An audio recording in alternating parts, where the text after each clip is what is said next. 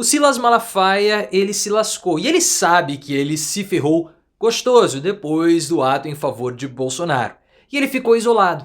E agora ele começou a dar chilique com os bolsonaristas. Começou a atacar Rogério Marinho, começou a atacar deputado, começou a atacar todo mundo. Porque ele sabe que depois de tudo que aconteceu no domingo, o judiciário tem que dar uma resposta. E a resposta vai vir em cima dele. Porque ele falou demais, saiu do tom e agora vai ser investigado. Todo o medo do Silas Malafaia é que ele seja investigado por isso, pelos atos antidemocráticos, mas também que ele seja preso por dever dinheiro para a Receita Federal. Mas eu quero que você coloque nos comentários, o Silas Malafaia, ele sabe que ele se lascou? Ele vai ficar isolado? E você gosta quando o Malafaia dá chilique? Se você curte ele chilicoso, baboso, suadoso, deixa o like e se inscreva no canal. O Silas Malafaia, pessoal, ele quer mostrar que ele tem poderes para intimidar o judiciário. Ele sim quer muito a intimidar o judiciário devido a vários problemas jurídicos que ele possui. Então o que aconteceu? Já faz um certo tempo que o Malafaia ele tá bem isolado dentro da comunidade evangélica. O Juliano Spier, ou Spier, escreve na Folha de São Paulo e faz aí uma semana, duas, que ele fez um texto muito interessante sobre o Silas Malafaia, apontando todo o isolamento que ele tem nesse momento junto aos seus colegas da comunidade religiosa, principalmente das principais lideranças. Isso porque o Malafaia ele começou a adotar um tom muito bélico contra o Alexandre de Moraes. Um dia depois da operação da Polícia Federal de busca e apreensão contra Bolsonaro e os outros bolsonaristas, o Malafaia começou a falar que o Alexandre de Moraes tinha que ser preso. E essas lideranças religiosas começaram a questionar qual é o intuito do Silas Malafaia, se ele de fato quer ser preso pelo Alexandre de Moraes. Para falar que ele está sendo perseguido ou para sofrer uma busca e apreensão. Porque ele acha que ele tem um escudo pelo fato de ser um líder religioso. Então talvez ele queira atacar o judiciário para sofrer uma busca e apreensão, para falar que ele está sofrendo algum tipo de perseguição e escapar dos problemas que ele possui na Receita Federal, porque ele tem dívidas milionárias. Então ele se associou ao Bolsonaro para conseguir receber um pouco da força do ex-presidente. E fez aquele ato em São Paulo, o ato na Avenida Paulista, que desagradou muitos bolsonaristas. Tudo bem que o Silas Malafaia ele pode ter terceirizado, ter recebido a incumbência de atacar o judiciário. Mas ninguém queria que ele tivesse atacado daquela forma. Ele até ligou para o Gilmar Mendes antes, eles bateram um papo, falaram para ele não cite nominalmente ninguém. Ele falou, eu não concordo em não atacar. Ou eu não concordo em não ser duro, então eu vou ser duro, como se o Silas Malafaia fosse duro em alguma parte, mas enfim. E aí ele começou, até combinou, até aceitou não citar nominalmente ninguém, mas aí ele descambou. Atacou o Alexandre de Moraes, atacou o STF, e os bolsonaristas parlamentares começaram a falar que ele saiu do tom.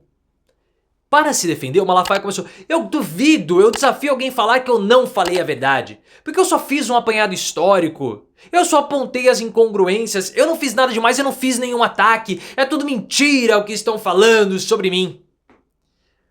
O senador bolsonarista Rogério Marinho, que é um nome importante para o bolsonarismo, que foi ministro do governo Bolsonaro, ministro do Desenvolvimento Regional, disse para Mônica Bergamo da Folha de São Paulo, que o Malafaia ele é um pastor, não é político. Por que ele falou isso? Porque ele quis distanciar a classe política e ele próprio do Malafaia. O que o Marinho fez foi o seguinte, o Malafaia falou, ele não é político, ele não é da nossa turma. Ele falou, ele quis falar. Ele não tem nada a ver com a gente. Então se houver uma represália, tem que ser uma represália em cima dele. O Malafaia percebeu isso. Claro que ele percebeu. Ele foi escanteado, ele foi isolado. E ele começou a atacar o Rogério Marinho. Ah, o Rogério Marinho, infiltrado, porque ele era do PSDB, agora que se filiou ao PL. Então ele tá falando que eu sou só um pastor? Conversa mole. E ele criticou outros também, que deputados bolsonaristas do PL falaram, o que aqueles caras estão falando? Ele que já tinha ficado muito fulo da vida, porque quando ele começou o discurso, os governadores saíram de perto. Saiu o Zema, saiu o Caiado, saiu o Jorginho Melo, só ficou o Tarcísio constrangidíssimo. E ele começou a falar, né, porque eles não têm coragem, eu falo mesmo, ainda bem que o Tarcísio ficou lá, porque ninguém quer ficar perto dele. Primeiro porque ele baba, né? Ele deve soltar vários perdigotos. Imagina você tá falando e vem um perdigoto do Silas Malafaia e pega no seu olho. O que pode acontecer? Imagina se pega no olho, né? Se entrar na boca, então, pai amado. Pai amado. A desinteria que deve dar ali, não, uma coisa assim pesada. Então ninguém quer ficar perto dele, ninguém também quer correr o risco de ser preso. Ninguém quer se associar ao Malafaia, porque ele é uma imagem nociva. Ele é tóxico. Ele prejudica as pessoas que estão ao redor. Então ele está isolado politicamente e também está isolado em termos religiosos. E depois do discurso do Malafaia, no dia seguinte ao evento, começou um burburinho que a Polícia Federal estuda incluir o Malafaia nos inquéritos. Ele que já tem feito muitos ataques ao judiciário. E ele foi até as redes sociais para chilicar. Essa imprensa, essa mídia, fica falando que eu ataquei o STF, eu não ataquei nada, eu só falei verdades. Por quê? Porque como ele está isolado na comunidade religiosa e ele está isolado da classe política, ele se torna um alvo muito fácil para o STF atacar. E com a pressão da imprensa, fica ainda mais fácil e ele fica ainda mais suscetível para ser atacado ou para virar alvo de uma busca e apreensão. Imagina o Silas Malafaia sendo acordado com uma pistola na cara, como aconteceu supostamente, né, com o Carlos Jordi. Nossa, Malafaia de tanguinha, né, porque eu acho que ele dorme de zorbinha, sendo acordado por um fartão da Polícia Federal. Ele de manhã com bafo.